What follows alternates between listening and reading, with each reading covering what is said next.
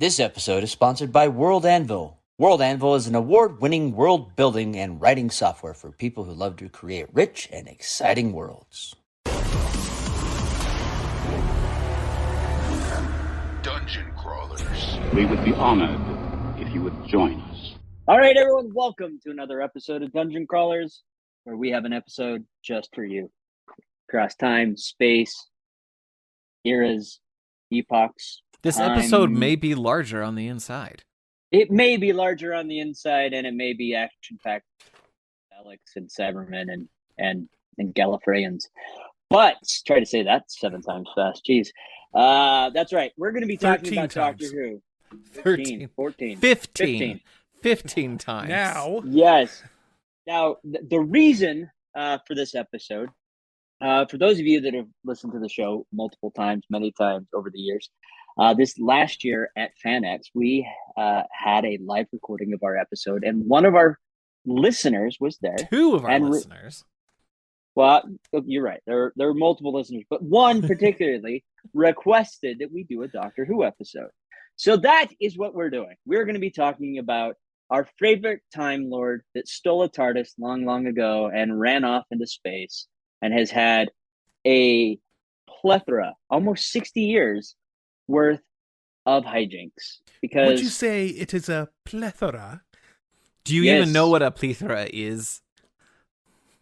But here's the thing, folks. Speaking of being bigger on the inside, it's not just the 3 of us ham boys over here. No, we have invited an expert on the subject and a personal friend of the show, Wesley. Wesley, welcome to the show, sir.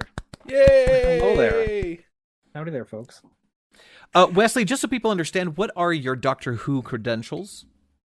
So I started watching Doctor Who in 2009.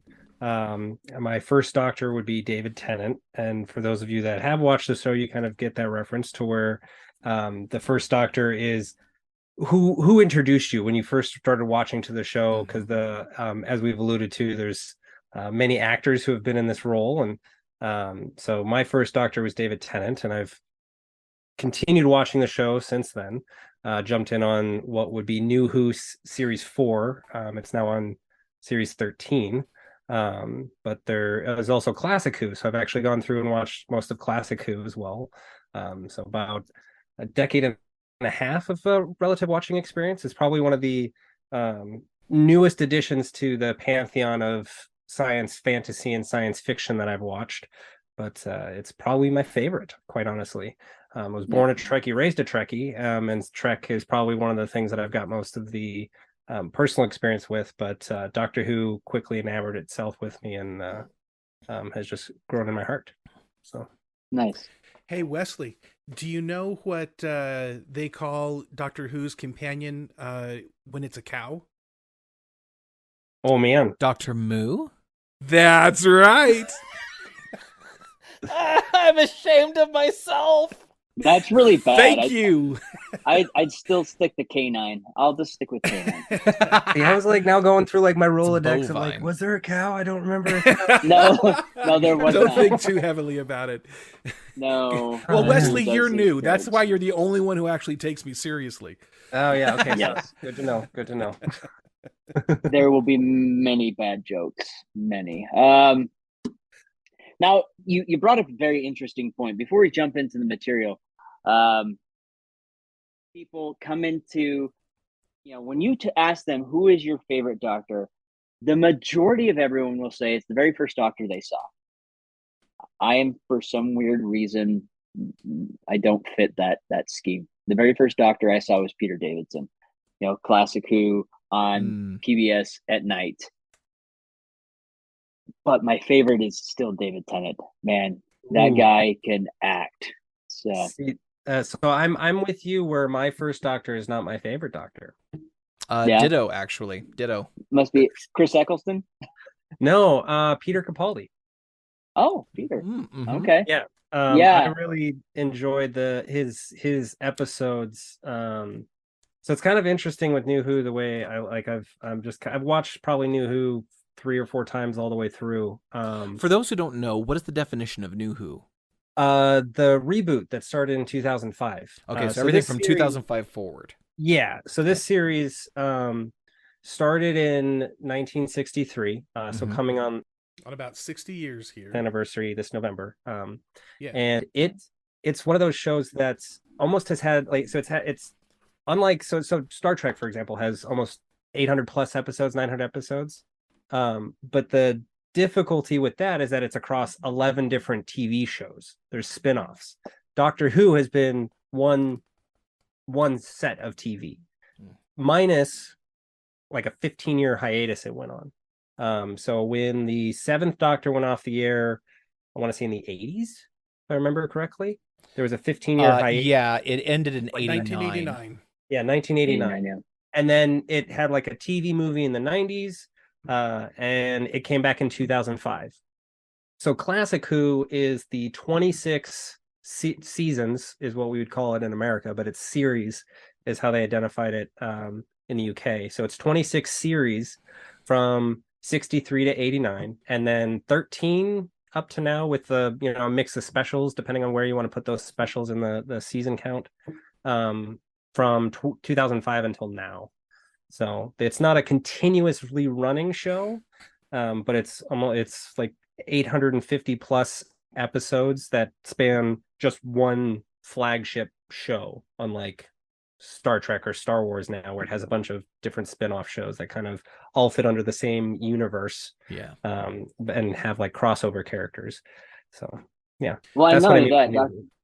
Yeah, and Doctor Who also has had its fair share of spin-offs. Torchwood was a spin-off, Yep. as well as The Adventures of Sarah Jane. So it has had its own spin-offs, but it's, for the majority of it, it is the Doctor's journey from beginning to end.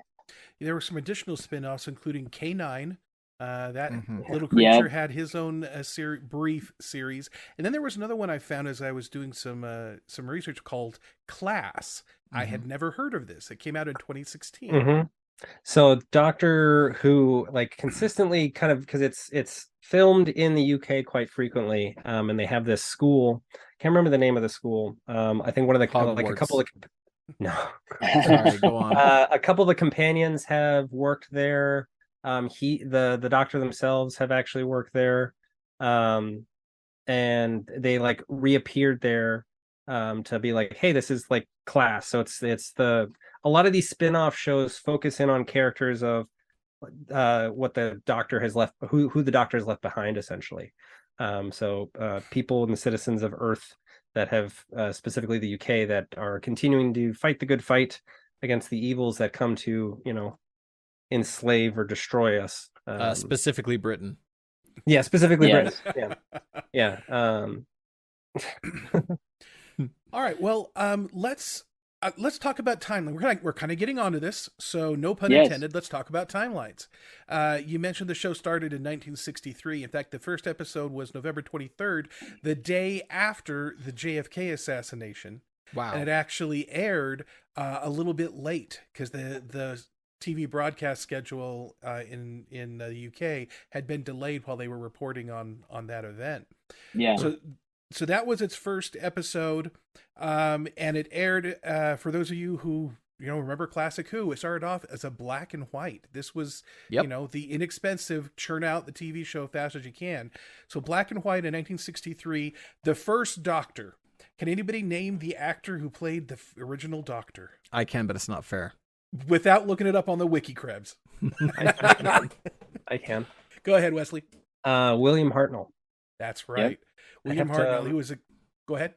There was also so it's not quite a spin-off, but it's kind of like almost like this docu-series that went through, and it was not really a docu-series, but like a dramatization of the start of it. And there was another actor that he plays William Hartnell in the show, and has popped back up as the live action reappearance of this Doctor. Oh, interesting. I can't remember the name of him without looking him up. Let me actually see. We'll have to look into that. It's not Richard Herndl, is it? I think, no, it's David Bradley. Oh, okay. Yeah. So David Bradley since that point of like playing like so the dramatization of the start of Doctor Who has popped up canonically as William Hartnell's Doctor. So the first Doctor in the series, he's popped up as the Doctor again. So that's where like right now, like so when we give out the number of like there's 13 actors that have been on screen as the primary character, and they've announced the 14th person to play the role. That's kind of a misnomer in that it's like it's how we number the main person that is going to headline the show, but this like Bradwell or Bradley has played William Hartnell, so he's the 15th person, but there's almost a list of 60 people that have at one point either on screen or during audiobooks or like webcasts or just different spin-off things have voiced or played the Doctor, who is the primary principal character of the show. Yeah. So well, and with the 60th episode coming up, we have David Tennant coming back as the 14th Doctor, 15th Doctor. Yep, 14th. And then they're going to go to someone else. Yeah, it's kind of weird because like David Tennant, there was an instance where so in the TV movie, the character itself, and what we can probably touch on some of the mechanics of this themselves, like says the species or the race that he is a Time Lord, and they only have like 13 regenerations where they can, and that's the whole principle behind the show of why so many actors can play it is when the character is mortally wounded, they're able to regenerate every cell in their body, like just this massive amount of energy just completely changes of the character. So physicality, personality just kind of reformats and rechanges and reshapes into this new person, but still the same character. So that's where in the TV movie, in the 90s, they said it's like, well, Time Lords only get 13 regenerations. And like David Tennant has already played 2 of those regenerations and is now playing a 3rd one. Like there's this, like it's this, and he played himself twice the same Doctor. Yeah, which is interesting. Like so we're gonna get into that a little bit about regeneration, and it's interesting. The concept of regeneration, and you may have heard this story. Where it came from was William Hartnell. His health was beginning to fade. He was already pretty old. Doctor anyway, and as he was getting ready to leave the series to take care of his personal health, they were like, well, how do we continue this? They were, normally you would just recast, preferably with somebody that's a lookalike, but these guys were thinking, let's do something radical. Let's be revolutionary and say, we're not even going to hide it. We're not going to try to sneak this past the viewers. And so they got their heads together, and William Hartnell, I believe, is one that suggested, well, let's just write it in and say that he changes. He dies and becomes somebody else. It's the same Doctor, same memories. He's this long-lived Time Lord, and we can just put somebody else in there. And it worked so amazingly well that they were able to continue that.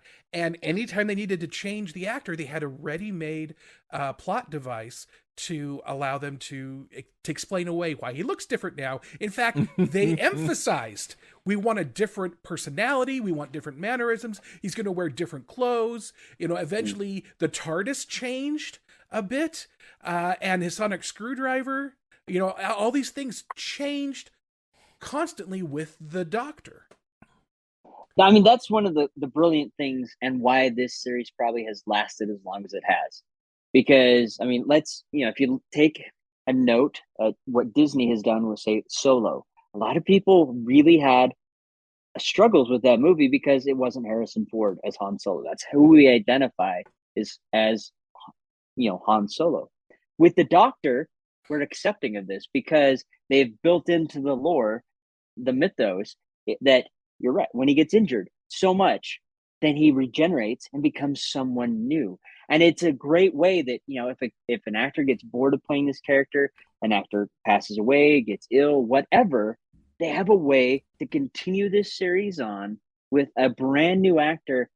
And no one is complaining about it. No one's arguing and saying, that's not the Doctor. They're just like, yeah, that's not my Doctor, but that's my Doctor. And the series continues to go on, and will continue to do so as long as they continue to make good television. So I'm going to continue with the timeline of the Doctors, but beforehand, Wes, you started kind of explaining the concept behind the series. So can you give us, in a nutshell, what is the premise of the Doctor Who series? Oh wow. Just the way you were describing it a moment ago. Here's the Yeah, Doctor. it's Who is he? Where's he from? What's he do? well, the this character, this Time Lord, has run away from home, essentially stolen a blue box. Wasn't blue when he stole it from Gallifrey, his home planet, but has It was actually essentially, a cylinder. yeah, it was. So the ship that he travels in is called a Tardis. It's time and relative dimension in space. It is a it's disguised as a police box, which, a little side note for production, they wanted to change the TARDIS and make it similar to everything whenever it moved to a different time. So it's a device that can travel through time and space. Basically pop up in any era, any planet, anywhere they want to go, any part of the universe that that they want to go, the beginning, the end. That we've kind of seen it all bounced around, even outside the universe a couple of times, I believe. But this blue box, they wanted to change every era that they went into, but due to production budget, because they were pumping out episodes a lot, they opted to just leave it as a 1960s police telephone box, which is the common shape of the TARDIS now. And they wrote it in as the chameleon circuit's broken. So why not? Because it's a busted TARDIS at the, in the basement of the like the Time Lord Central. And he just travels around. Typically has a Earth companion with him, not always from Earth, but more often than not, just a human companion. The Doctor looks a lot like humans, and from the Doctor's point of view, humans look a lot like Time Lords. So it's adventuring through time and space. And you can the Doctor pilots the TARDIS, or the TARDIS like drops where the Doctor needs to go, depending on what time of like what time you're talking about there, or what instance of it. So the TARDIS is sometimes running the show as much as the Doctor. So the TARDIS itself is a character. It's like a living, breathing creature that has agency in the show, and will place the Doctor where the Doctor needs to go. And the Doctor is adverse to weaponry, but is the defender of good and fights evil in a lot of instances. I want to have you pause right there. The main character's name is the Doctor, and it's the way he's referred to by everybody. But it's the name that he chooses to be referred by. Let's say that. Yeah. Right. And so the title of the show has always been Doctor Who. And while that is kind of referred to in a meta kind of way in a few episodes, the question never is really answered. He's not who. He's always the Doctor. And I want you to kind of, and there is an answer to this. Why do you think, I mean, this is the theme of the show. Why do you think he chose the appellation, the Doctor, to be known by? Well, like in the mythos of the show, it's kind of debated on which came first. Did he choose the name, or did we get Doctor from him? And so out of habit, I keep saying him, even though there has been a female Doctor. So you'll see me kind of bounce between him and they. But in the episodes that kind of dives into his name, I think it was like mostly Matt Smith and Peter Capaldi, of like where this namesake came from and why it was chosen. And he has a wife at one point, actually I think a couple of points, like Classic Who has some marriages there, like off screen and whatnot, but his wife even talks as like, we get that name from you, like we get Doctor from you. So this healer, this person that comes and is a savior. So I think that the Doctor chose his name because it's the idea that he's there to help, is there to assist, there to provide growth and healing in wherever they go, and is kind of the main point of the show, is that like a Doctor is like, there's this like they go into this in the 50th, where it's like never cruel nor cowardly, like always trying to stick up for the little guy and the oppressed, and kind of villainizes or goes against villainy in a lot of ways. Yeah, no, I absolutely agree. This is a major theme that keeps being repeated in the show. This is prior to Star Trek. This is way prior to Star Wars, when sci-fi was cheesy pulp stuff. And so they put this character together, and rather than beating up bug-eyed aliens, which they made a point of not including in their show, at least initially, that fell by the wayside quickly. This guy, this person, this being, is out there to help, to assist, to fix things that have gone wrong. And that there's so many layers to that. Daniel? I was going to say, so it was actually during Matt Smith's run when he was talking to his companion Clara, when he told her that he picked the name. He chose the name the Doctor as a promise. It was a promise to never be cruel or cowardly, to never give up and never give in. So that's why he chose the name the Doctor. And we have seen, he's definitely been married, because the very first Doctor, the very first companion, was his granddaughter. So you can't have a granddaughter unless you've been married. I mean, it only makes sense. Well. But at the same time, in the 1960s, let's say yes, that's true. Yeah. And at the same time, when this started out, he was half human, even. So he wasn't a full-time Lord. So this Doctor, the mythos of the Doctor has definitely changed quite a bit. But I really like the fact that he chose the name the Doctor as a promise, and he has continued to uphold that promise throughout the length of the series. So we're about 22 minutes or so into the show, and I feel the need to derail it. Go ahead. Because bring it on up. I'm listening to all of you talk about the show and your knowledge, and I totally get fandoms. I have fandoms of my own. I don't know if you knew that or not, but I'm definitely a fan of things. You were a fan of Star Crash and Star Crash 2, right? Something like that. Or was it that Star Crash ripoff by Lucas? No, it was Hardware Wars. Thank you very kindly. That one. Oh yeah, that one. Luke Skybucker. Yeah, something like that. Yeah.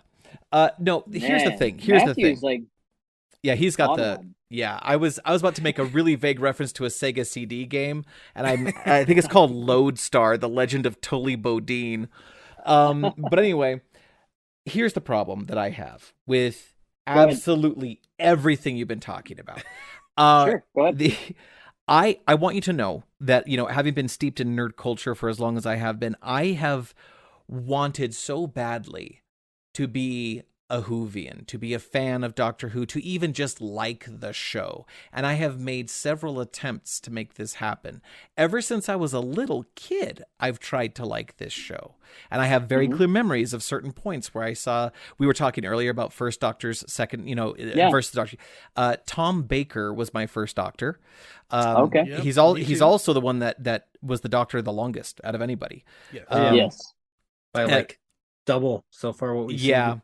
David Tennant might break that record with having a second appearance. But anyway, and my favorite Doctor is David Tennant. Now, I say that in relative terms because no matter how hard I try, I cannot get into this show. I've watched old Who, I've watched new Who. I've watched Christopher Eccleston, which I've been told multiple times, don't start with Christopher Eccleston. That poor guy. Like he brought it back. He was good. He brought he got 1 year and he brought Doctor Who. Yeah. Well, he's a great actor.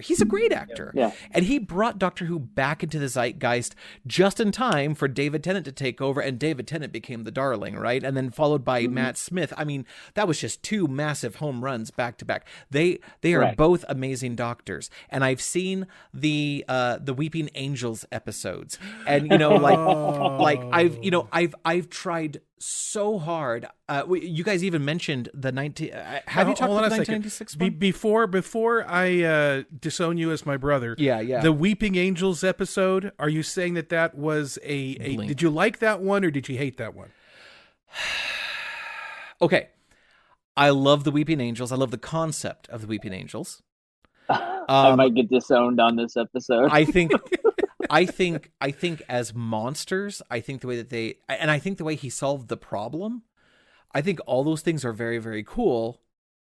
It did not make me love Doctor Who. It made me love Weeping Angels. And I think was Weeping the Angels episode are as a standalone episode? Did you enjoy the story? Yeah. Like in the sense of like, here's the thing. I enjoyed the monsters. I still did not enjoy the main character. It's like watching Seinfeld, right? By the way, Seinfeld is a show I didn't watch either because it's named after the one guy in the show I can't stand. Okay, so I think I understand why. Who is a very British TV series. Yeah. It doesn't connect. It doesn't connect with everyone. Where you're used, and I'm just making an assumption here. Sure. Where you used a very traditional American TV series and how those flow, this does not feel the same, and it doesn't connect in the same way that most TV series do. So that may be one of these things that's really causing you to disconnect. Well, I think that's and why you don't enjoy it. I think that's a reasonable hypothesis, but I'm going to lean on Matthew for support on this one to see what he says. But I have loved many a British show, and I tend to watch British shows in the context of UK culture, and their lingo is different than our lingo, their culture is different than our culture. Like there have been numerous UK shows that I have watched and loved. This show is not one of them. But are they humorous, silly shows, or are they serious? A mixture. It's a mixture. I I love the humorous stuff, and I also have watched very serious things. It just may be this just isn't your cup of tea. I mean, really, which is totally valid, right? Yeah, it is. But I will be. I'm. This is where I'm probably going to get disowned. I think the Weeping Angels are the worst monsters ever created. They're the kindest. They're the kindest psychopaths in the universe. They send you back in time and let you live to death. I almost agree with Daniel on this. I think they should have stayed in one episode. I love the Weeping Angels, but that particular episode that you're talking about, the David Tennant one, Blink, I think it was called, right? Yeah. Yes. I think is one of the most amazingly well written episodes ever. It is because it is a great episode. It plays out almost in reverse, and the resolution just had me laughing, slapping my legs, just so amazingly satisfied with Isn't the way. Isn't that the same episode where they coined the term wibbly wobbly timey wimey stuff? Yeah. Time is like a big ball of wibbly wobbly timey wimey stuff. Yeah, got away from you. I think that if the Weeping Angels would have been contained to that, it would have been fine. But where they were spreading, and then the weird baby angels, I felt like it was just something for a scare tactic, and they didn't bring any more value to the series or story. I agree with that. It's the same concept, and like I don't mean to. It's the jumping topics here a little bit, but it's the same concept with the Borg. Every time they show the Borg, they become less scary. Every time you dive into what the Weeping Angels are and expand upon how they operate, what they operate, how to defeat them, you just become more of a reoccurring villain of the week rather than this scary force to reckon with. Like the way Blink ended was just like, every statue's a weeping angel, and then they just started to where it's like, no, every statue's a weeping angel, and it's just like, well, that's no more fun. Yeah, like, I agree with that. It ruins the uniqueness of it, right? It ruins the jeopardy, because if everyone is special, nobody is, right? So I definitely agree with that. It's interesting never met anybody that's not special. It's again another reason I hate the show. So it's interesting. Wait a minute. I've met several doctors. It doesn't work the other way around. It's mathematically proven. So anyway, I stopped listening to you after you said, I kind of like the episode, so we could still be brothers. There you go. Yeah, okay. I did enjoy the Blink episode, but I enjoyed it for the villains, not for the heroes, right? And then to your point, Wes, like you brought up the Borg. It coincidentally, today I was forcing myself to watch Picard season 2, which Picard season 1 I loved. Picard season 2 has made me go, oh, come on, like every 5 minutes. But I did have a moment today where I was like, gosh, dang it, the Borg are so cool. Like as bad guys, as an enemy, like they're just, in fact, the comment that I made was introducing the Borg to sci-fi as an all-encompassing genre, right? It's one of the coolest contributions to sci-fi as a genre ever, in my opinion. I think the Borg are amazing, but I agree with you that like every time they wanted to up the ante, they just had bigger Borg. And I don't agree with that methodology, but as a concept for a monster, as a villain, as a threat, the Borg, I think, are one of the coolest contributions to sci-fi ever. And I think Weeping Angels are possibly one of the neatest contributions to horror and sci-fi as like a crossover. Yeah. Well, getting back to Doctor Who. So we had I want to get through the timeline real quick of the Doctors. Why? We're gonna have to go really fast. I mean, we are. Yeah, okay. It sounds like we're Go really halfway fast because I through. want to tell you why I don't like this show. So William Hartnell started off, he did it to 66. From 66 to 70 was Patrick Troughton. He was the guy that had the kind of bowl haircut, looked like Moe from the Three Stooges. And then John Pertwee took over in 1970, and that was when they began broadcasting it in color. He had somewhat curly blonde hair and wore colorful suits because they were now broadcasting in color. And then he was replaced by Tom Baker, who ran from 74 to 81. As we mentioned, that's the longest run, and it was the highest ratings that show had to that point. He is like the iconic Doctor. Yeah. He's the one that wore the long striped scarf. He had the curly blonde hair. Brown curly brown hair. Dark brown, light brown, dark. It was blonde. like dirty. Yeah. And he had the long striped scarf and the big nose. That's the one. And that was my first Doctor. And I was only ever a very casual watcher of Doctor Who in the old days because I could only catch it on PBS I never knew what the time was that it was showing up. But I remember later on, I would go back to watch Doctor Who when I finally caught it. And now he'd been replaced by Peter Davison in 1981. And he 82. had very, either 81, way, 82. Go on. He wore very light flat colored suits. He had straight blonde hair, and I remember seeing this, and I go, "That's not my Doctor. This is not Doctor Who," because I had never seen an episode where they'd regenerated. I didn't is he understand wearing a that point. sprig of mistletoe for like? No, it is celery. It's celery. It's Celery. a sprig of celery. What? And I want to to take special note of What an Peter absolute Davison and David brat. Tennant later on. But after that came Colin Baker, who was also a relatively famous Doctor Who character, followed by Sylvester McCoy, who finished out the era of classic Who. I think you mean Radagast the Brown. Thank you very much. I was going to say, if you want to know who Sylvester McCoy is, he's Radagast the Brown. Rascabel Tardis. Yeah, and a little fun note about the TARDIS when McCoy was ending is that it started to break down and fall apart because they weren't fixing it. And like the last series that he was in, it was just a sheet, and then they turned down the lights in the studio so that they couldn't tell it was a sheet. Attention to the man behind the curtain. Basically. And then Sylvester McCoy became... And then it was on hiatus for a while until the 1996 movie, and Sylvester McCoy reappeared again as his character, and he ended up regenerating into Paul McGann. I actually saw this. I watched this in 1996. I think you and I watched it together. Maybe. I remember being really excited to see this, and I watched the whole thing. Yeah, I want to come back to the TV movie. That'd be another one of the things we talk about. And as far as timeline goes, retconning things, Paul McGann becomes the War Doctor, played by John Hurt, that shows up for the Day of the Doctor John Hurt special is event. Resplendent. But John Hurt never called himself the Doctor. And it was only later the fans kind of dubbed him the War Doctor. But the other incarnations all say he doesn't deserve the title of Doctor because he picked up weapons and became a soldier. That's my kind of.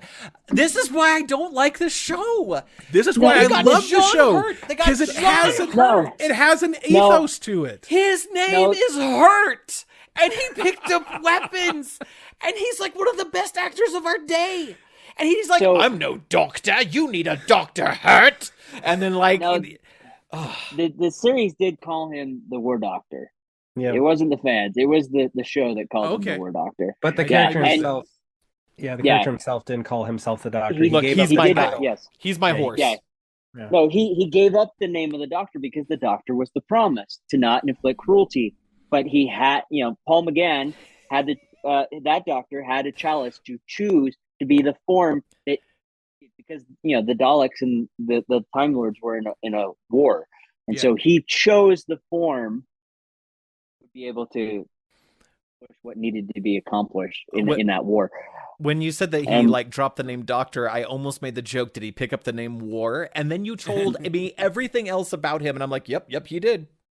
Yeah, he pretty much did. So he chose to be a warrior instead of a healer in this galactic battle that was destroying time and all reality.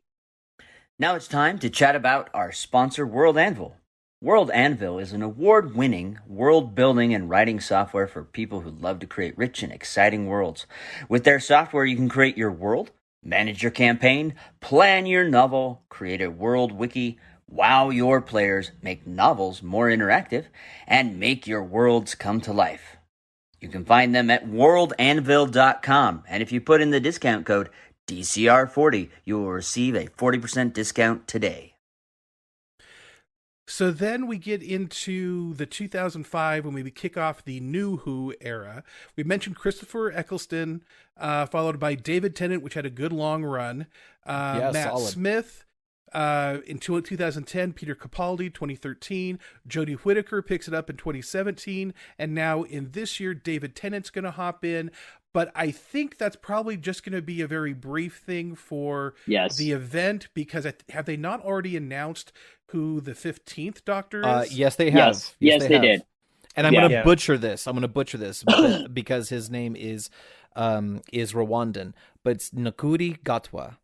And he is he's a Rwandan Scotsman. He's a Rwandan Scottish actor. They're making him a Scotsman again? No. I mean, they hired a Scotsman. A Rwandan Scotsman. Well, Peter, that's the Peter Capaldi's Doctor was a Scotsman. This is the really interesting thing that they're doing here, and I like what they're doing, is they're bringing David Tennant back, but he's not the original David Tennant Doctor. No, he's a different Doctor with the same face. Boo. He's going to run into Donna Noble, which sees him and thinks he's the Doctor, but he's not. I really want to see how they play this out. Because a couple thousand years older, too. Yeah. And does he take two girls to prom and tries to keep them from meeting each other and, just tries to play the whole thing off? No, the original showrunner is back. Stephen Moffat, right? No, Russell T. Davies. Russell T. Davies, excuse me. So he's back. Was he the same showrunner when David Tennant was on the first time? Yeah, so Russell T. Davies came with Eccleston and ran it and through until the end of Tennant, and then Stephen Moffat, who is also worked on Sherlock. Love Sherlock. Matt Smith and Peter Capaldi, and then Chris Chibnall ran it for Jodie Whittaker's era. Yeah, and the nice thing about Russell T. Davies coming back with David Tennant is he's kind of the guy that re-sparked all this excitement with the new Who that came back. So I hope that with David Tennant coming back for a small period of time, transitioning into this new actor for this new Doctor, we'll get a lot of those really great storylines that made Doctor Who amazing. Because it feels like after Matt Smith, through the Peter Capaldi years, it kind of started dipping and going downhill. And even though Jodie Whittaker is a brilliant actress, she just kind of got, in my opinion, crummy storylines to act out. I'd agree with that. Yeah, because I was just going to break down that too, where like David Tennant has a lot of great gravitas and scenes, and I enjoy seeing him on screen. Yes. He's Matt Smith had magnificent. good stories, but I wasn't really pulled in by the Doctor. And Peter Capaldi, I think, had really great episodes and structure to what was going on, and like you could see a lot of the weight that he brought to the character. And Whitaker's stories were just like I've gone. It took me a while to get into Whitaker because there wasn't. I don't even know. I don't know how to describe it. Like it was just difficult stories for me to get into, and I think it lacked some of the heavy hitting concepts that some of the more like Matt Smith and David Tennant episodes had. Well, I mean, some of the things that I really wish they would have played with, since we're seeing a female Doctor, when she went back in time to those eras where females were viewed as a lower class,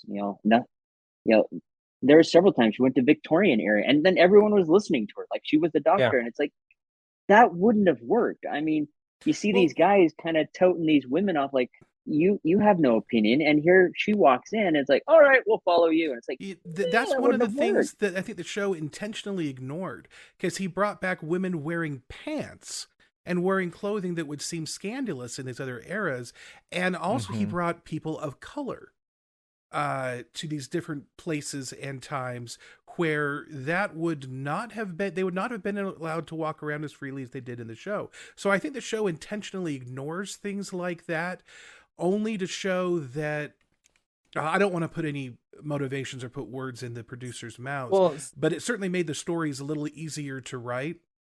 There's certain instances of it they didn't ignore that. Like there's one instance I can remember Capaldi. He traveled with a black companion for a long time, and he's like talking to her when they were in this room. It's like, yeah, we have to go with this, like we have to approach this conversation with tact and like try and get the information. And this like lord or something walks in and immediately starts being a racist and calls this like, what's this filthy animal doing in this room? And Capaldi's Doctor just socks him in the jaw. Like doesn't even talk to him, just punches this lord in the face. And I don't think for the longest time they weren't scared of approaching things like that, of addressing those concepts of like, well, we've got kind of this, like we have to, if we're going to look at these historical events, let's not skirt away from what these historical events brought to the table with just like diverse issues. And then we got to Whitaker's Doctor and they kind of skirted around it and they didn't face it head on when it was the titular character. Like I remember one episode that they had that really addressed it, and it was like the Salem witch trials era of going to that era, and it was the Doctor during a witch trial, and that was the only real thing I remember about Whitaker's run that kind of talks about those sort of like issues. So quick question. I mean, don't get me wrong, I'm all for punching fascists and racists in the face. But that didn't violate the promise of the Doctor? I mean, first do no harm and all that. He just punches a dude for saying stuff? Well, so that's Capaldi's Doctor. Capaldi's Doctor is bitter. They played on that factor of him, that he was a very bitter, tired old man at this point, because this was like his final, or I guess new final generation or something like that. But he was very old and bitter and tired. And so they played on that factor, where previous Doctors wouldn't have done that. One could make but they definitely would have. One could make the argument he was administering a cure. Right? Possibly. They definitely didn't skirt things like that, especially in past Doctors. They've addressed those type of themes, which has been one of the great things, where the Doctor Who series has been very diverse in its casting, and they haven't shied away from a lot of those. But you're right, with the Whitaker one, it kind of seemed like they watered it down. Yeah, I think there were some episodes where they completely ignored race and gender norms of the era they went into, and then so I think that when it is in there, it's a conscious choice by the writer to I guess when it is and when it isn't, the writer's making a conscious choice to make it an issue or not. But Wesley, I've got a question for you. I hopefully have an answer. How many Time Lords does it take to change a light bulb? None. They wait for it to regenerate. Oh man. I was gonna say nobody got time for that. and Daniel is the only one that hasn't heard this one yet.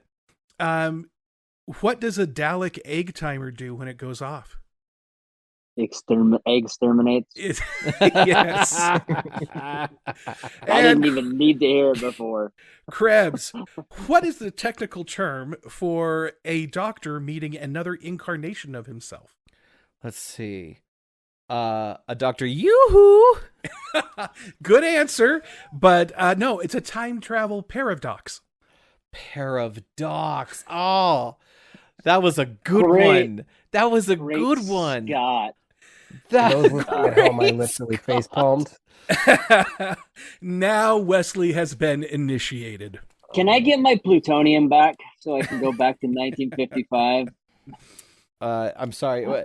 I was gonna follow that up, but then I couldn't remember who they were running from. It wasn't the Russians. Libyans. It was the Libyans. It was the Libyans. Yeah. All right. So I want to, one of the last things I want to get to here is some of the special episodes, because in New Who, there's the crossover episodes are just huge, huge events, but this is actually a continuation of the tradition. At the 10th anniversary in 1973, there was a special episode called The Three Doctors, where they had the first three doctors, they brought them all together.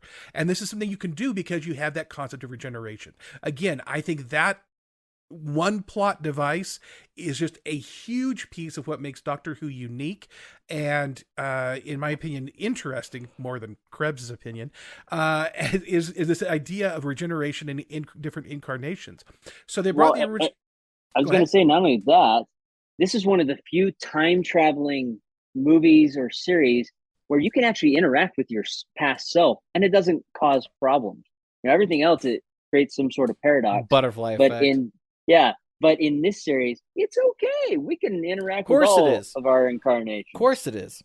Because it's a bad show. Because time travel is just wobbly, timey-wimey. Weebly, wobbly, timey-wimey stuff. And that's one of the things in every time travel story ever, they always say you cannot interact with your past self or with your past ancestors. You might cause yourself not to exist. And in Doctor Who, they're just like, I travel through time all the time. If I saw myself, I would just say, like Krebs said, yoo-hoo, it's no big deal. It's not going to change the decisions I would have made anyway. He understands that, right? So they just completely ignore that paradox creating thing. But in the Three Doctors, they had William Hartnell, the original one, and then the other two, Patrick Troughton and John Pertwee, all came into this. But the problem they had is that William Hartnell's health was so bad at this point that they were really kind of concerned about him participating in this. But it was the 10th anniversary, and he really wanted to do it. So they agreed to have him perform sitting down. He was in a chair whenever he was filmed, and he would read his lines off of cue cards so that he could still participate in this, which I think was a great treat for the fans. And it wasn't long after that he unfortunately passed away. Later on in 1983, for the 20th anniversary, they decided to promote a particular movie named Krull. No, just kidding. No, it has to do with Krull. But also in 1983 was the 20th anniversary episode called The Five Doctors. And guess what they did for this one? They took two of the three doctors, superimposed them, and then you had just the one odd man out. Well, they had five doctors by that point, so they brought all of them back. William Hartnell had died, and so they replaced him with Richard Herndl, who bears a striking resemblance to William Hartnell.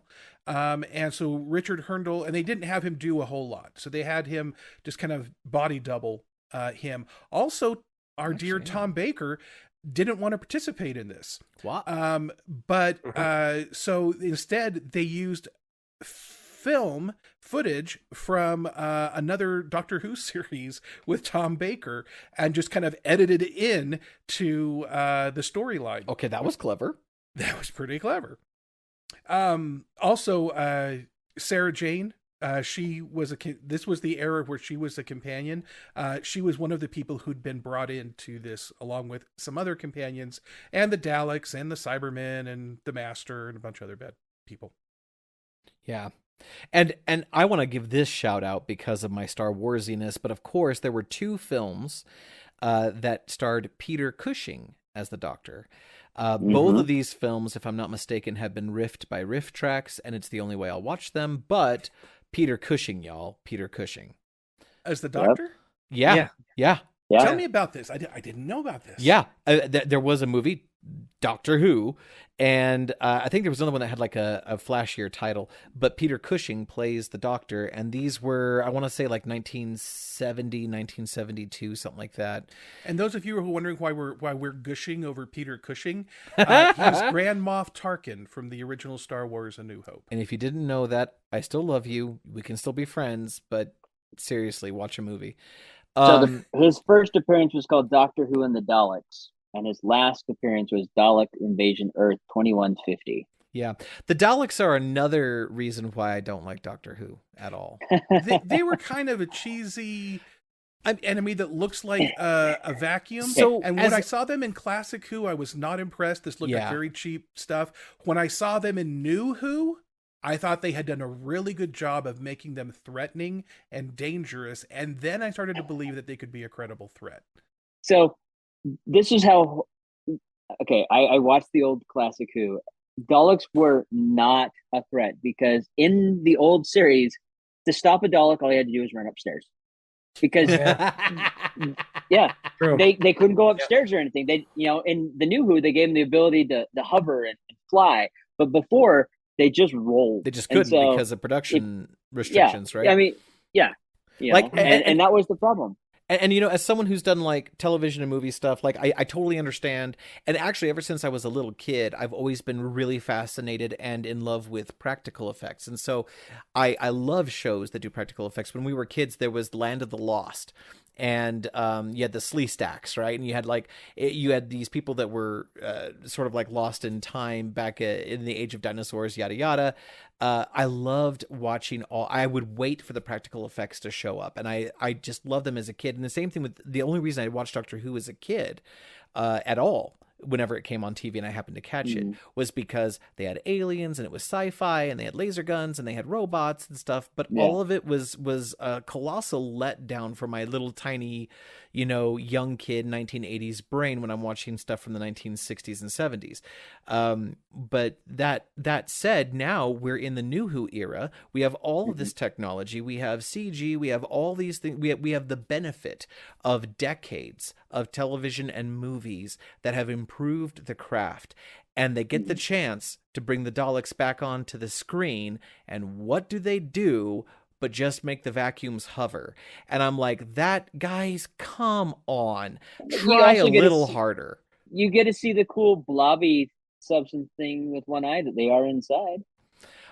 You also get to see, like a flag of skin that craves to be moisterized. Yeah. And then you have the Cybermen who are constantly threatening Ultraman in Japan. Sandra is a great villain. Yeah, Sandra is. Yeah. Talk about the Borg. That's the Cybermen right there. So just to go back, Peter Cushing's performance of the Doctor is not part of canon. So he is, even though he should be technically Doctor 1.5.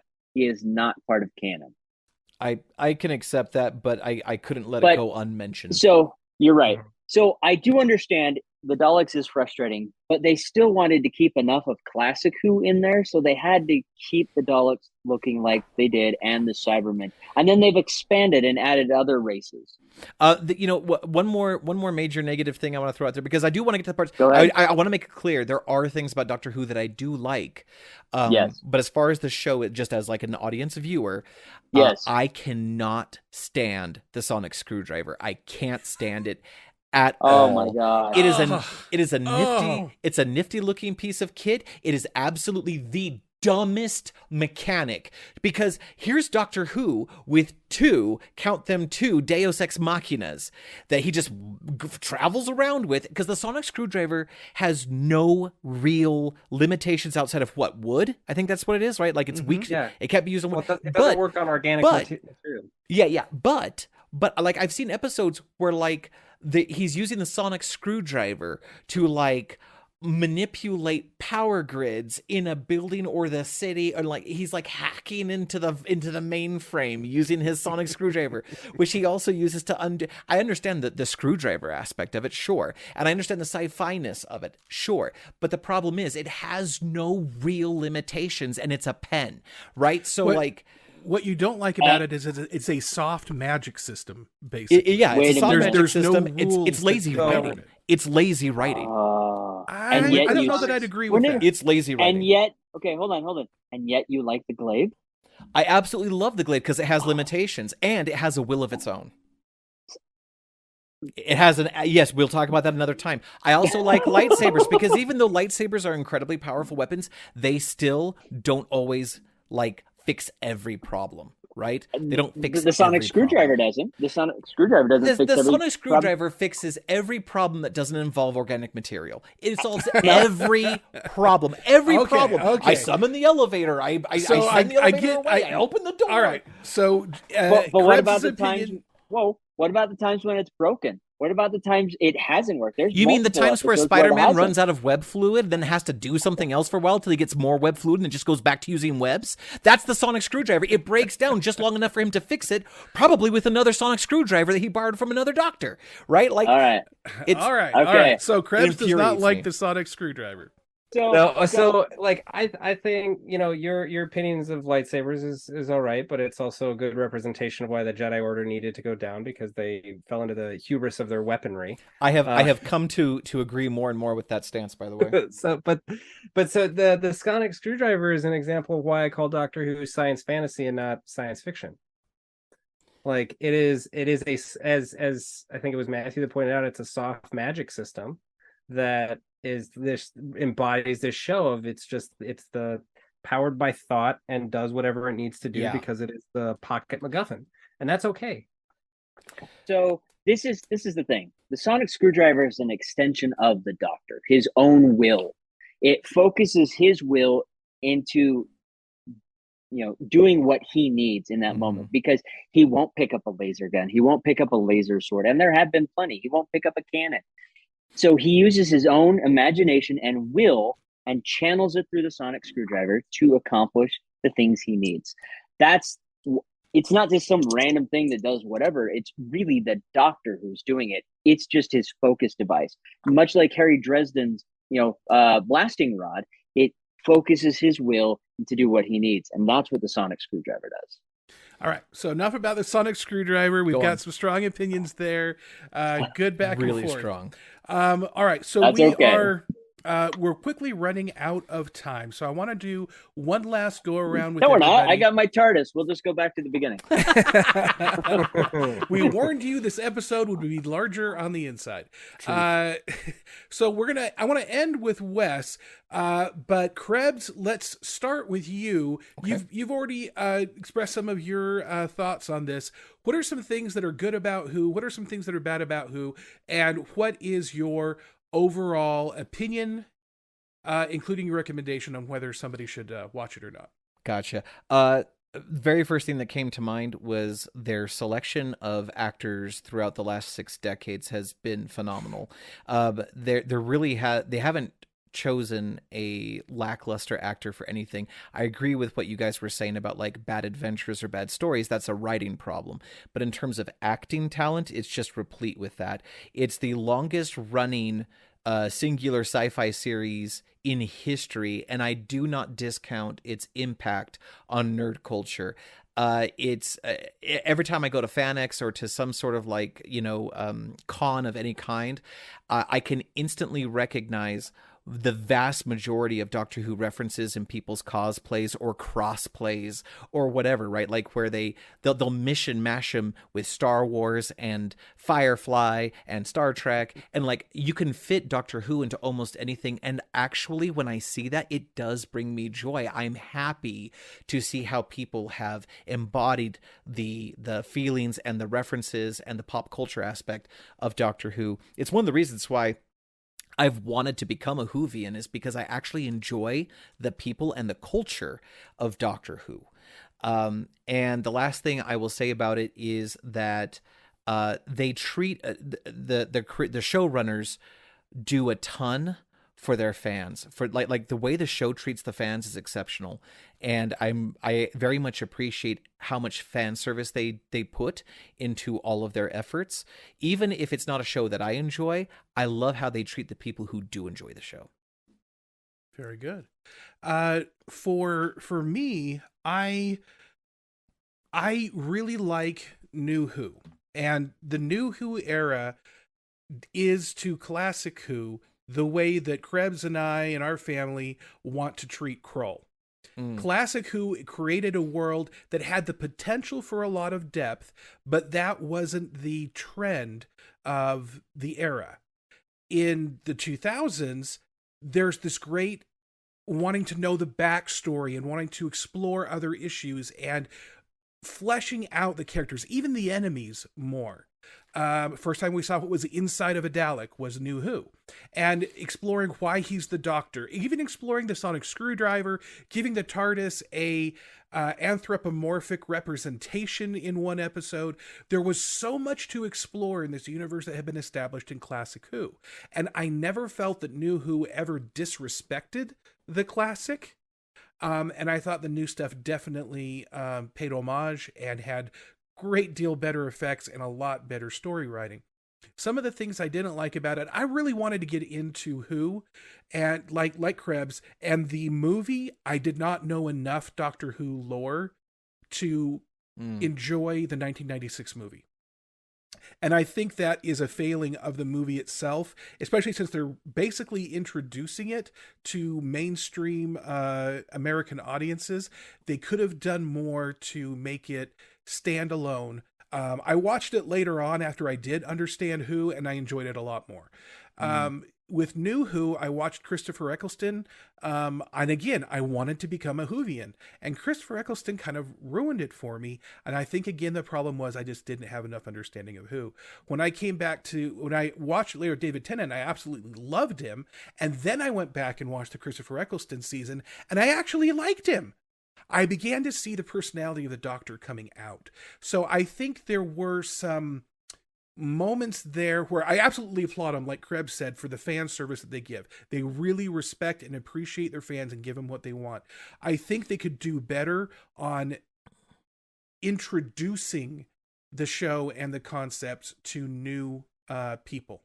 It takes a lot of persistence if you're not already established to understand what's going on. But as far as the series goes, I absolutely love and adore it. I would not recommend the classic series until somebody has fallen in love with New Who, because you need to go back and appreciate it for what it is. This is 1960s and 70s era with appropriate production values. You are not going to get the same kind of flashy production values we have with modern entertainment today. But you can go back and enjoy, this is the foundation of the lore. This is the Silmarillion to Lord of the Rings kind of a thing. And you need to understand it was perfectly acceptable for it to be very campy and cheaply produced sci-fi. That was the intent. They accomplished it. It's the 2000 New Who series is made for a different audience while expanding upon the stories that were established before. And for that, I think they did really well. I began to like Christopher Eccleston and that very much, but I too would recommend starting with the David Tennant era and then going on from there, watching the old stuff and the new stuff as fits one. I would say the very best thing I have ever enjoyed about Doctor Who was the Day of the Doctor 50th anniversary special. And there's a point at the climax where they get all of the Doctors throughout time synchronizing their TARDISes and their sonic screwdrivers and doing all the same things at the same time to save Gallifrey. And they all stand it's one of those superhero pose moments where they're all together and they've brought back footage from the old shows. They've done some computer graphic stuff to bring back people who are dead. I just, man, my heart wanted to beat out of my chest. I was almost in tears. It was so beautiful and a perfect moment from a storytelling perspective. There are some stories where you've done so much setup and the payoff is just perfect. That was that moment for me. And I absolutely loved that. Nice. Daniel, what's your take? So, I mean, first off, you got to realize that movie was Americanized. That was Hollywood that was trying to do that, bringing Doctor Who over. So they misfired because they didn't understand it, and I think that's what the real You're failure referring to the 1996 movie. the 96 movie, because that was the real failure of that one. I'd say you're probably right. You know, you need to start with Eccleston because that builds the new Who era. It helps you learn who Rose is so that you can appreciate her character moving in to David Tennant's. New Who definitely is the place to start if you are starting out, because it's going to give you a good foundation. You're going to fall in love with this character, where the older stuff, it is campier. It's harder to go through, especially if you start at the very beginning. That black and white stuff and the production value is tough to go through. You know, some of my favorite storylines are in there. There's some great writing through the David Tennant era, even into, you know, some of the Matt Smith era. I really enjoyed the writing there and the storylines there. But where I really feel that the show fails is when those storylines collide. Sometimes they pay off, sometimes they don't, and sometimes they forget storylines that they were building. Yeah, and we've seen it in TV series all the time, where they're ramping up, and you feel like this is an important part, and it never pays off. Now, that is one of the things that I do feel like they fail on, because they bank on, oh, we can explain it another series, you know, the next season or the next season or two, and sometimes they do, but a lot of times it doesn't pay off. But then you get like the Day of the Doctor, where you have all these multiple storylines that crash together, and it executes in perfection. And it's wonderful, which I'm hoping the 60th anniversary, we see that same beauty that came out of that last one.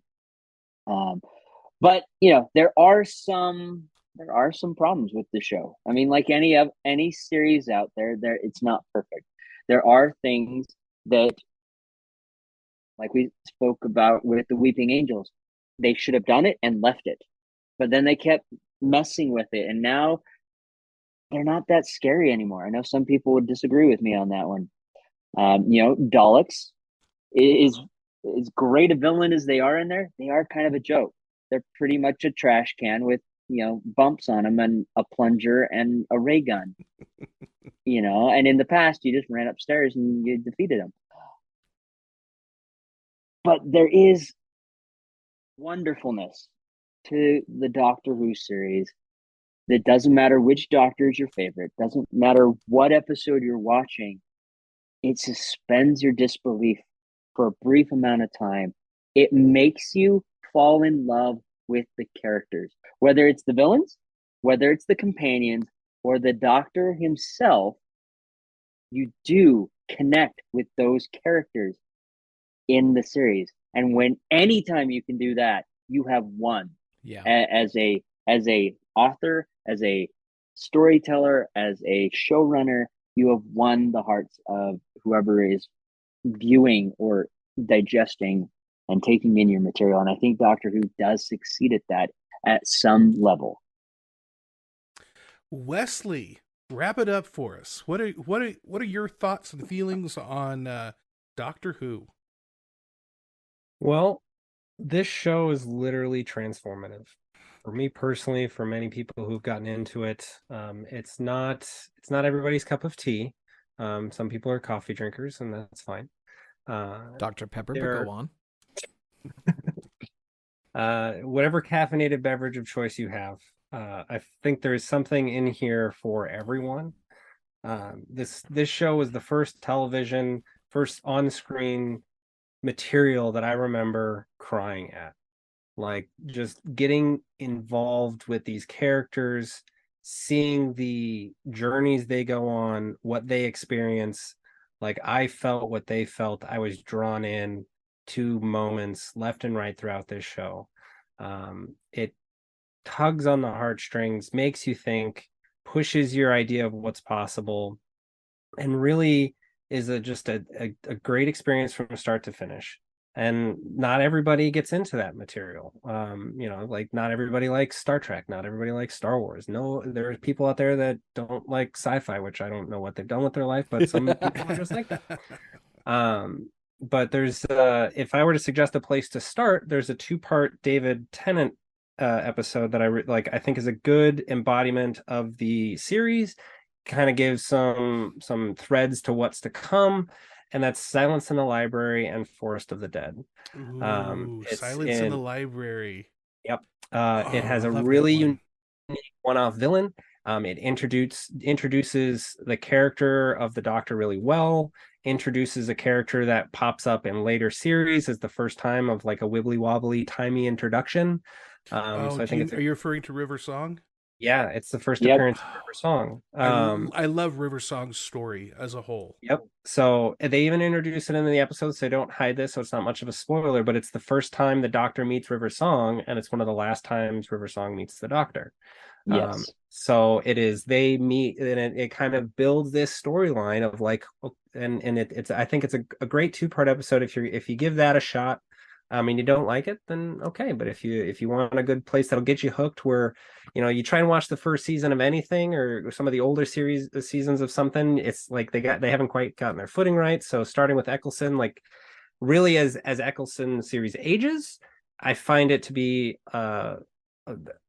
carry a lot more weight. So as they introduce more mythos, it becomes a lot stronger because you get to understand what Eccleston was playing at with that character. But there's plenty of quotes, there's plenty of things that kind of pull me in, and like Doctor speeches that he gives and that they give. And I want to leave you with two really ones that resonate with me really well, where I think it's transformative to me. It's and this is Jodie Whittaker's Doctor in her first episode. We're capable of the most incredible change. We can evolve while still staying true to who we are. We can honor who we've been and choose who we want to be next. Now you choose. This is some of Matt Smith's last lines that I want to do. Times change and so must I. We all change when you think about it. We're all different people all through our lives, and that's okay. That's good. You've got to keep moving so long as you remember all the people that you used to be. So there's a lot of moments that really resonated really deeply with me and continue to bring tears to my eyes just as I feel what they're feeling. And I enjoy this show for what it is, because it's a fun romp through time and space and shows you what it means to be a healer and help those in need.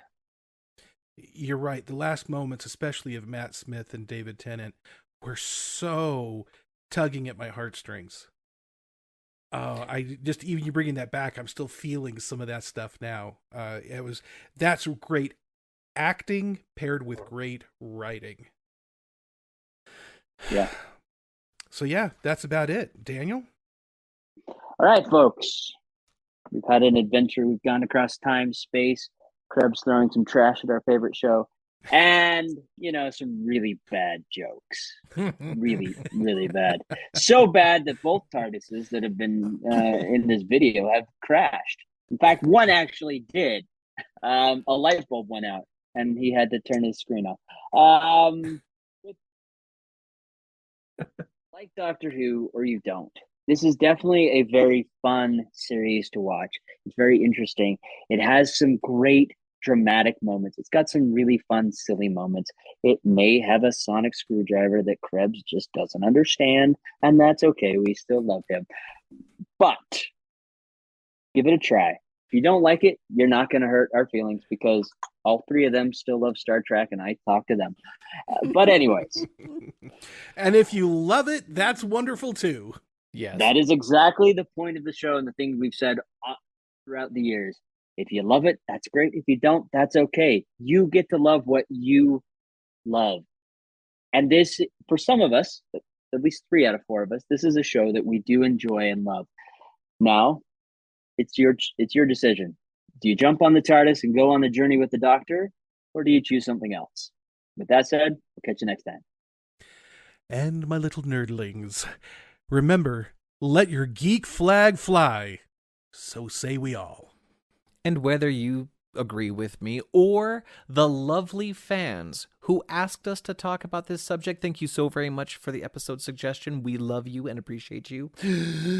Always remember to be epic and don't suck. Remember, the Force will be with you, always.